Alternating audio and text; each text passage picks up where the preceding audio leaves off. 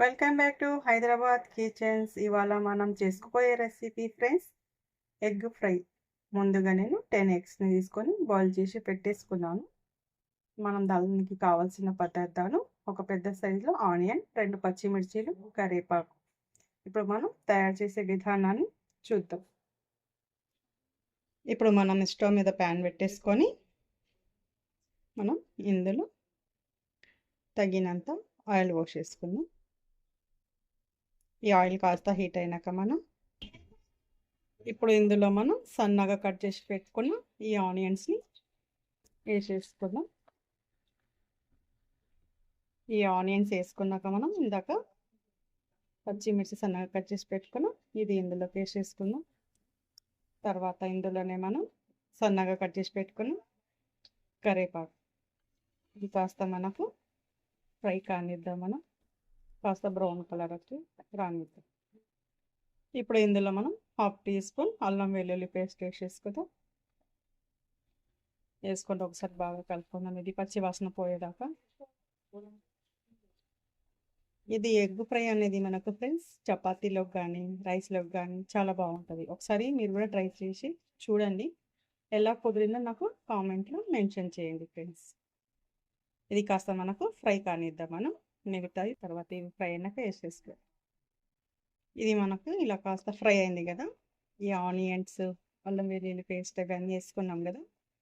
ఇప్పుడు ఇందులో మనం తగినంత సాల్ట్ వేసేసుకున్నాం, రుచికి తగినంత సాల్ట్, కొద్దిగా పసుపు వేసుకొని ఒకసారి బాగా కలిపేసుకున్నాం మనం. ఇప్పుడు మనం ఒకసారి బాగా కలుపుకున్నాం. ఆనియన్స్ ఇందులో మనం వేసేసుకున్నాం కదా, సాల్ట్ పసుపు. ఇప్పుడు మిగతా తర్వాత మనం ఇప్పుడు ఇందులో రుచికి తగినంత, మనం ఎంత కారం తింటామో దానికి తగ్గట్టు మనం కారం వేసేసుకోవాలి. నేను 2 టీ స్పూన్లు వేసుకుంటున్నాను. ఎగ్ కాబట్టి కాస్త మనకు కారం ఉంటేనే బాగుంటుంది. తర్వాత ఇందులో మనం కాస్త ధనియాల పొడి, కాస్త జీలకర్ర పొడి, ఒకసారి మనం దీన్ని బాగా మిక్స్ చేసేసుకుందాం. ఇప్పుడు మనం ఈ మసాలాలన్నీ వేసేసుకున్నాం కదా, ఇలా కాస్త మనకు ఈ రంగు వచ్చేదాకా కాస్త ఫ్రై చేసుకుంటే సరిపోతుంది.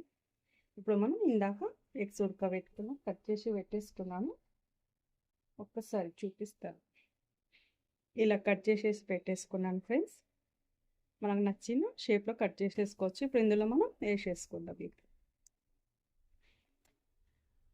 వేసుకొని ఒకసారి కలిపేసుకుందాం.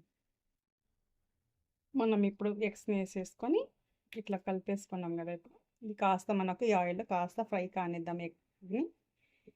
ఇది కాస్త మనకు నూనెలో ఫ్రై అయితే టేస్ట్ అనేది చాలా బాగా వస్తుంది మనకు ఫ్రెండ్స్. ఇది కాస్త ఒక 2 మినిట్స్ మూత పెట్టేసుకున్నాం మనం.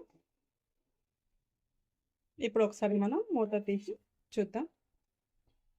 ఈ ఎగ్ అనేది మనకు ఆయిల్లో చాలా బాగా ఫ్రై అయింది ఫ్రెండ్స్. ఇలా అయితే సరిపోతుంది, టేస్ట్ కూడా చాలా బాగుంటుంది ఎగ్ది. ఇప్పుడు ఇందులో లాస్ట్లో మనం కొత్తిమీర యాడ్ చేసేసుకున్నాం, వేసేసుకొని స్టాప్ చేసేసుకున్నాం. లాస్ట్లో కొత్తిమీర. మనకిది చాలా ఈజీ ప్రాసెస్ ఫ్రెండ్స్, ఒకసారి మీరు కూడా ట్రై చేయండి. లాస్ట్లో మనం కొత్తిమీర యాడ్ చేసేసుకున్నాం కదా. ఇప్పుడు మనం సర్వింగ్ బౌల్లోకి తీసేసుకుందాం. నచ్చితే లైక్ చేయండి, షేర్ చేయండి, సబ్స్క్రైబ్ చేయండి ఫ్రెండ్స్. ఓకేనా? ఇప్పుడు మనం సర్వింగ్ బౌల్లో తీసేసుకుంటాను. ఇప్పుడు మనకు వేడిగా ఎగ్ ఫ్రై రెడీ. నచ్చితే లైక్ చేయండి, షేర్ చేయండి, సబ్స్క్రైబ్ చేయండి ఫ్రెండ్స్. Thank you.